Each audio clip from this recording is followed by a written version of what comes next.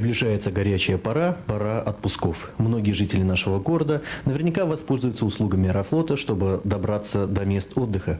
С вопросом, как в этом году будет обстоять дело с билетами и с возможностью их приобрести, мы обратились к начальнику агентства Аэрофлота Третьяковой Надежде Анне Алексеевне, прошу прощения.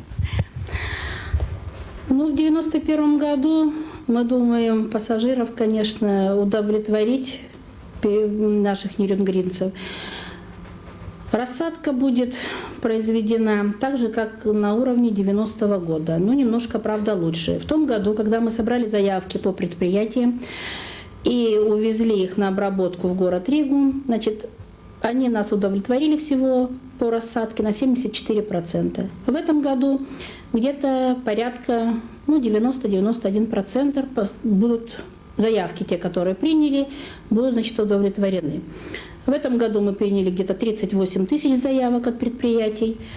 И по данным по предварительной рассадке, значит, где-то в пределах 35 тысяч заявки будут удовлетворены. Так в сторону туда, так, значит, и обратно.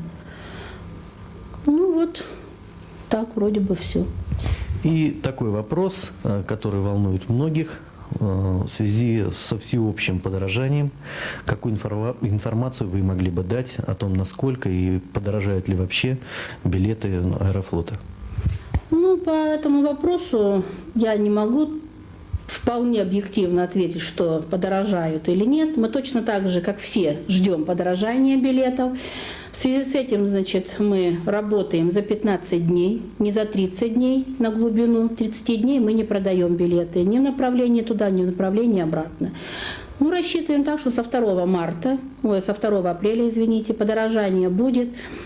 По министерству, какие есть у нас указания и документы, где-то на 80%, примерно на 80%, но это в зависимости, значит, все равно от линий будет. Летит пассажир, если на дальнее расстояние на магистральных линиях, где-то примерно будет процентов на 50-60 подорожания, а на МВЛовских линиях ожидаем то, что мы сейчас рассчитали, какие вот есть положения, где-то примерно, наверное, раза в 2-2,5. То, что сейчас вот у нас есть данные.